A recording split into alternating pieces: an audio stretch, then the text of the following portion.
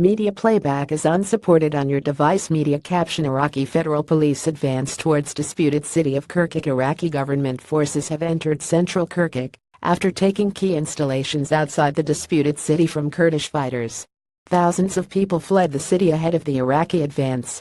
The Iraqi military moved into Kirkuk 3 weeks after the Kurdistan region held a controversial independence referendum.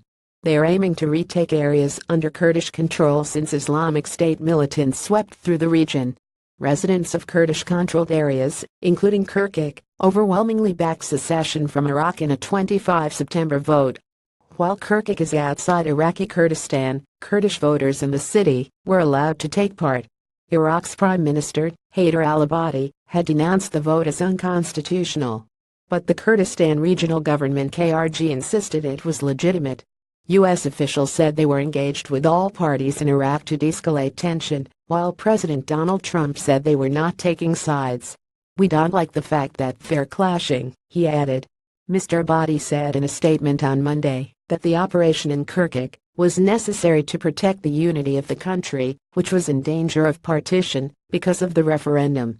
"We call upon all citizens to cooperate with our heroic armed forces, which are committed to our strict directives to protect civilians in the first place, and to impose security and order, and to protect state installations and institutions," he added.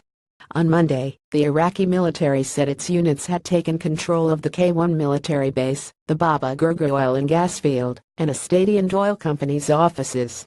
The government in Baghdad said the Peshmerga had withdrawn without fighting. However, clashes were reported to the south, and the sound of gunfire was caught by a BBC cameraman as a team filmed near a checkpoint. By the afternoon, as thousands of people fled the city fearing impending clashes between the two sides, Iraqi military vehicles were rolling into the heart of Kirkuk. A picture shared on social media appeared to show Iraqi forces sitting in the governor's office. Forces pulled down the Kurdish flag, which had been flying alongside the national flag, according to Reuters. Mr. Abadi had ordered the flag to fly over all disputed territories. The speed with which Iraqi forces reached the center of the city has led the two main armed Kurdish parties to accuse each other of betrayal.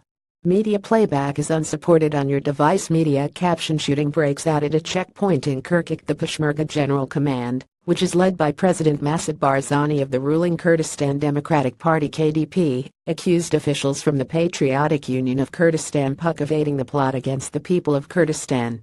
The PUK denied being part of ordering any withdrawal, saying dozens of their fighters had been killed and hurt, but noted not even one KDP Peshmerga has been martyred as of yet in the fighting in Kirkuk.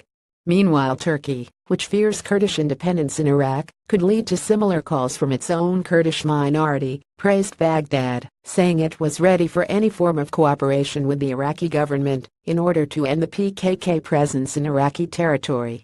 The PKK, or Kurdistan Workers' Party, is a Turkish Kurdish rebel group which has been fighting for autonomy since the 1980s.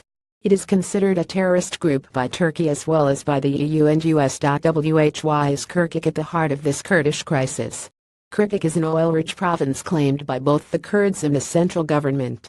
It is thought to have a Kurdish majority, but its provincial capital has large Arab and Turkmen populations. Image caption: The Iraqi military said it had taken control of oil facilities after Peshmerga withdrew. Kurdish Peshmerga forces took control of much of the province in 2014, when Islamic State's militants swept across northern Iraq and the Iraq army collapsed.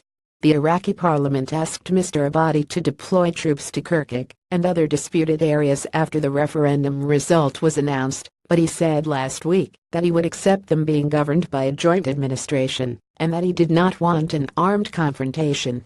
On Sunday, his cabinet accused the KRG of deploying non-Peshmerga fighters in Kirkuk, including members of the PKK, which it said was tantamount to a declaration of war. But KRG officials denied this.